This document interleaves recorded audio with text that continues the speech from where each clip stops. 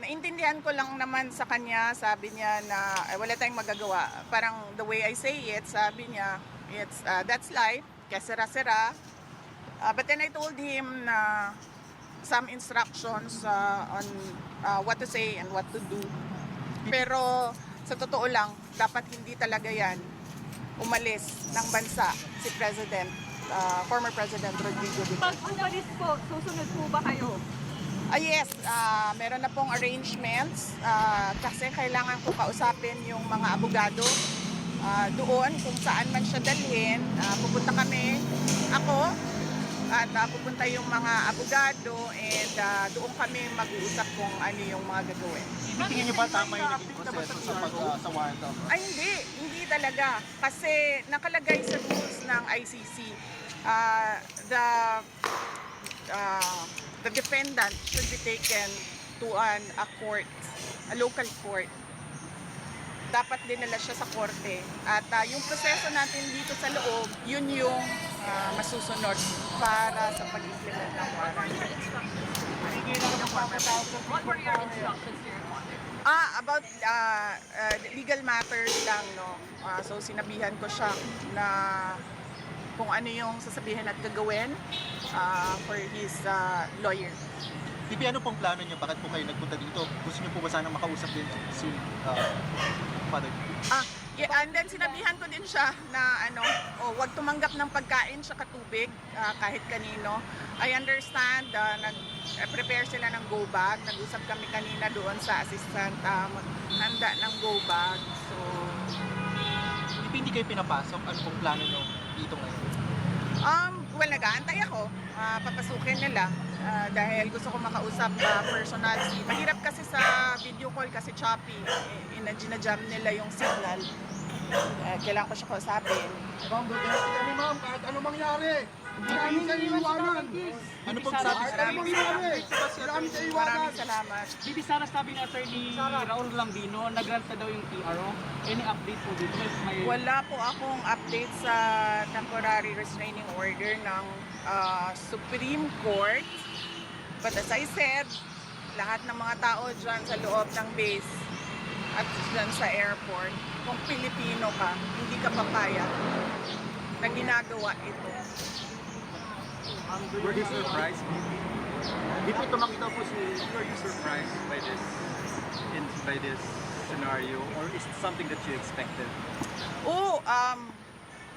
The moment that I was still in the cabinet when this was mentioned, and the moment that I talked to the Justice Secretary, and then I noticed that he had very vague answers. We already started to prepare, but I have a different set of lawyers than President Duterte, so we have a book about what to do and all the research materials about ICC. So that is what we did, and then we shared our drafted petition. We had two for me. We shared it with the team of PRRD. VP, I know this may be a sensitive question, but have you reached out to the President itself regarding the matter? No, Why not? because the way that they are doing it right now, there's no talking to the President. Because it's very easy for him to say, do not turn him over to the ICC. You can detain him here, wherever in the Philippines, but do not send him wherever the ICC says. You have a message to BBM? If ever na madala ngayon sa The Hague si dating Pangulong Marcos, kailan po ba lang Ay, siya, padala mo doon. Oh, sorry. At dating Pangulo na siya, Yes. very soon. Ano? Very soon, why? Kasi Ano PRRD, Soon. if ever Ano pong nadala niya message niyo ngayon sa kay The Hague, BBM? kailan po kayo susunod doon? Okay. Well, nag-aantay. And then, immediately, pag pinilit nila kung ano yung gusto nila at hindi yung tama, susunod ako. Kasi kailangan ko kausapin yung mga abogado doon. Bibi, ano Very message soon, why? mo kay Bakit why? BBM? Ha? Sa tingin niyo po ba nagiging personal na po ito? Oo, very personal. Nakikita nyo naman. Nakafile sila ng impeachment ng ang basis nila is hearsay and gossip. So, it's very personal. At sabi nga, ng lahat ng kumukwestiyon sa ginagawa ng administrasyon ngayon, this is a diversion from the failures to deliver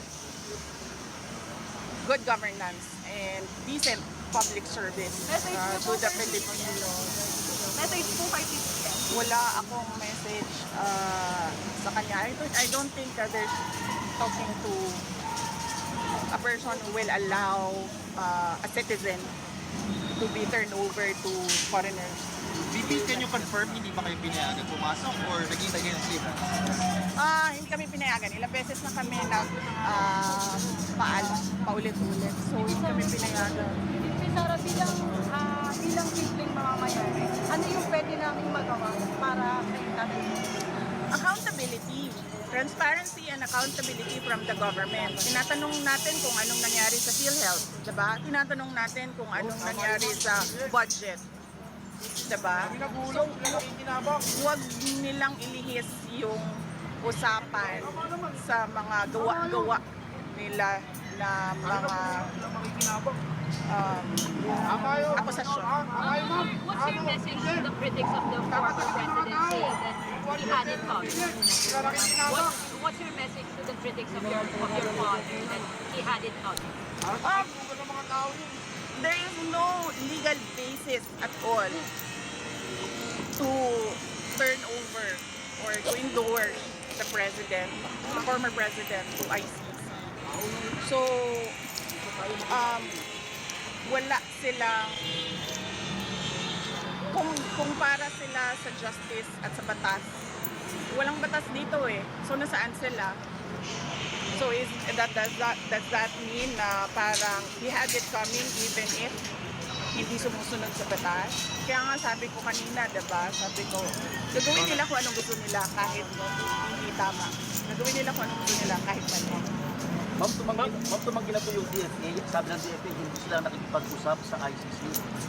Pero may info, ma'am, na ang nasa likod daw po nito is si former Senator Trillanes.